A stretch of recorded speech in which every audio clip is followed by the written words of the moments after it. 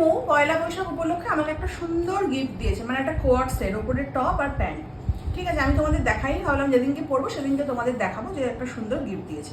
তো আমি ভাবলাম ওকে কি দিই, ও আমাকে এটা ওটা সেটা গিফট দিতেই থাকে। তো আমি ওর জন্যে এরকম অর্ডার দিয়েছিলাম। দেখো এরকম সুন্দর কান পাশা, তাতে না এরকম হাতে একটা ব্রেসলেট, মানে এরকম হাতে পরতে পারবে, একটা সুন্দর ম্যাচিং এরকম আংটি রয়েছে, আর তার সাথে চেন, আর এখানে মনে হয় আর একটা লকেট ছিল, প্লাস টার্সেল দিয়ে দিয়েছে।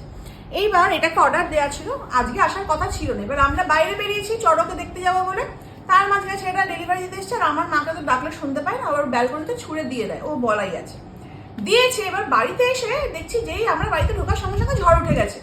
এবার আমি না দৌড়ে দৌড়ে গিয়ে সব জানলার বাজারে যে কুনাল গায়ে ছানা কিনতে, আমি ছাদের দরজাটা দিয়েও আমার মনে হয় ওখানে একটা কি টার্সেল মতন দেখছি এটা না পড়ে আছে।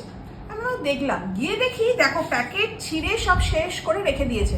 ভাবা যায় ওরকম বড় প্যাকেট, বড় প্যাকেট পড়েছে। দেখো এই যে ঝুঁকি দেখছে, চেইন করেছে। তারপরে দেখো চেনটায়, দেখো চেনটাকে ছিঁড়ে কুটোকুটি করেছে। এই কানের দুলগুলো না আমি সোজা করলাম, এইগুলোকে পুরো এরম বেঁকিয়ে দিয়েছিল। এটা মানুষকে দেওয়া যায় বলো তো?